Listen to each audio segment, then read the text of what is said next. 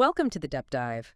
Today, we're really jumping into a fascinating political situation down in Texas. Yeah, fascinating is one word for it. High stakes, definitely. Absolutely. It's this big standoff grabbing national attention, and it brings up some pretty big questions about power, politics. And maybe the limits of those things, right? Exactly. So the core of our deep dive today is Governor Greg Abbott's order. It's pretty extraordinary, ordering the civil arrest of Democratic lawmakers. And why they actually, left the state to begin with. Right.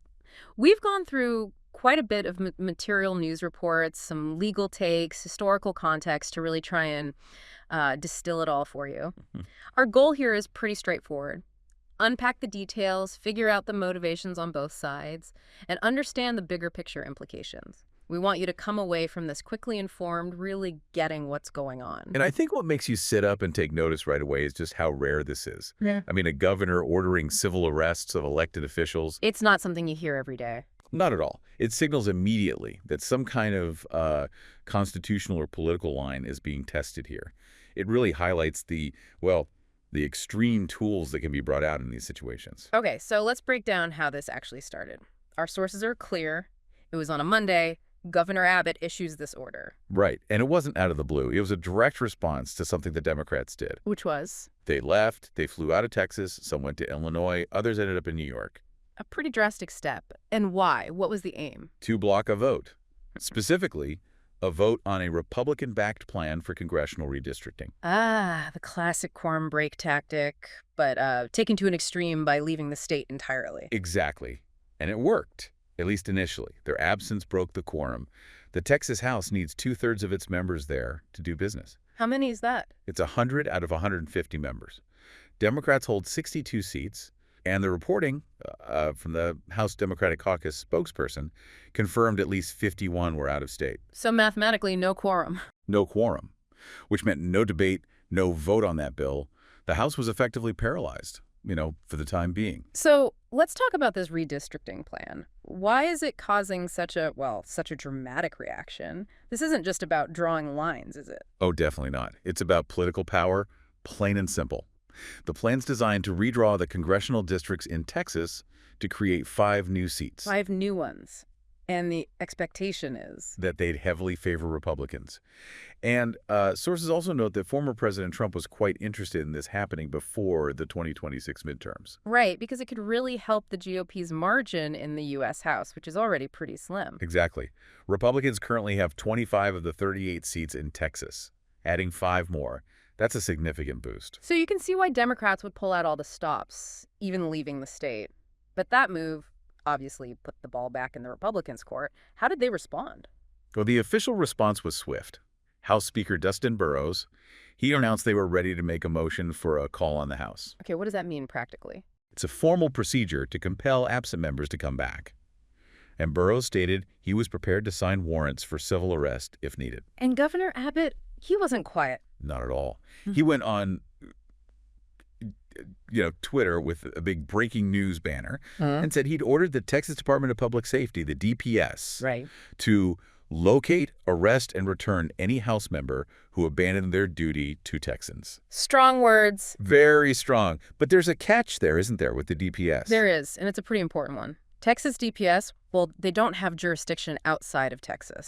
So they can't just go to Illinois or New York and arrest them? Legally, no. A civil arrest warrant would compel lawmakers back to the Capitol, but only if they were physically within Texas. So the governor's order sounds incredibly forceful, but the actual reach is geographically limited? Precisely. It's a show of force, definitely, but one constrained by state lines. Despite that limitation, though, the motion to actually issue those warrants, did it pass in the House? It did. Quite overwhelmingly, actually. The vote was 85-6 for the Sergeant of Arms to go find the absent members under warrant of arrest. Wow, okay. So strong support for that move in the chamber itself. And Governor Abbott didn't stop there with the threats.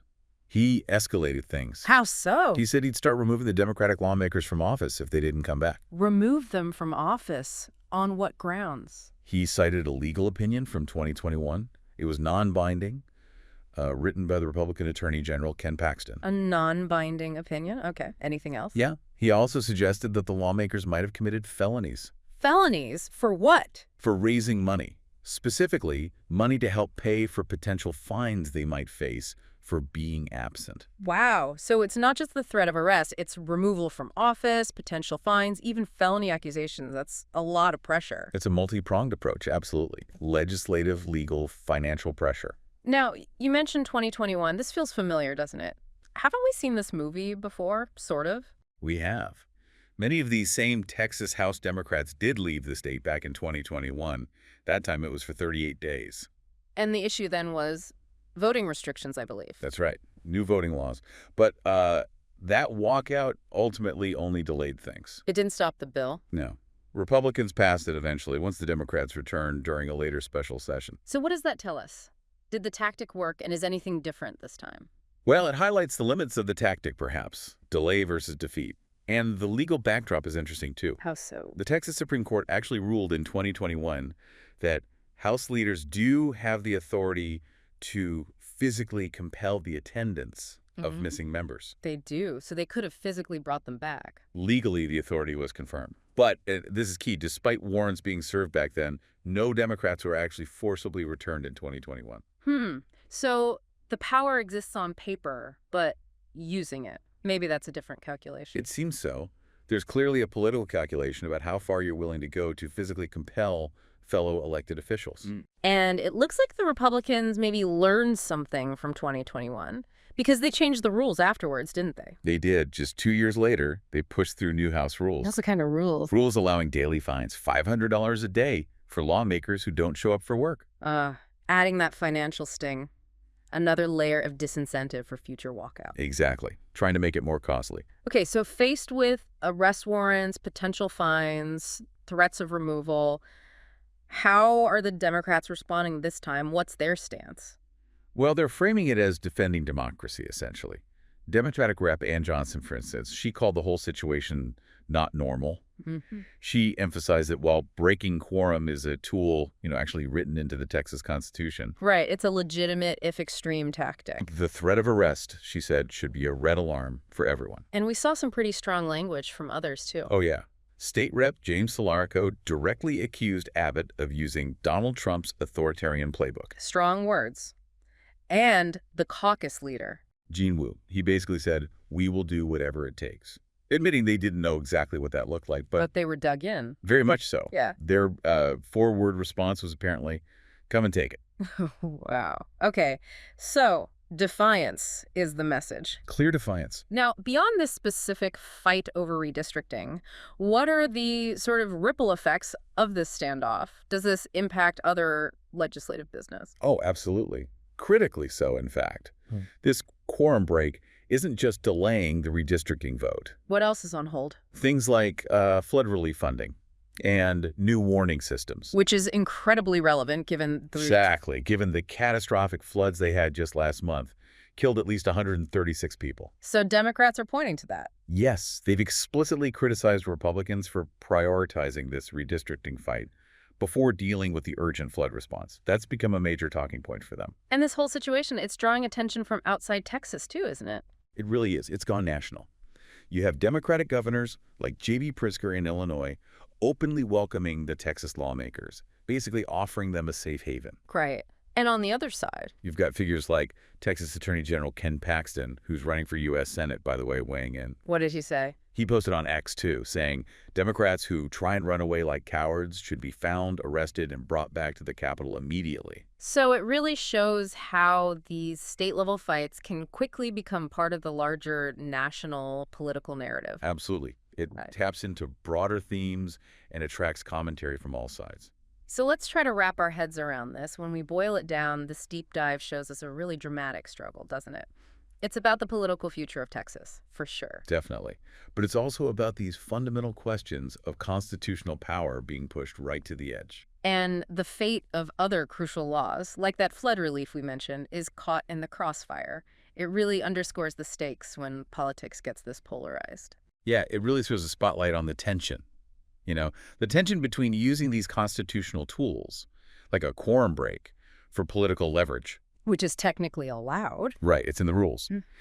But then there's the tension between that and this idea of, well, legislative duty. showing up to govern. And the responses to these tactics, the arrest warrants, the threats, they make you think hard about how these actions reshape political norms, maybe even the functioning of government itself. It really does make you think about that balance of power, doesn't it? And maybe the practical limits of authority versus the symbolic assertion of it, and just how far political actors will go. And it leaves you with a pretty compelling question, I think. What happens in the long run when political strategies constantly push against established norms, maybe even bend legal interpretations? Yeah, what are those long-term consequences? How does a standoff like this redefine what's considered, I guess, acceptable in the game of politics and power? Something to definitely keep watching.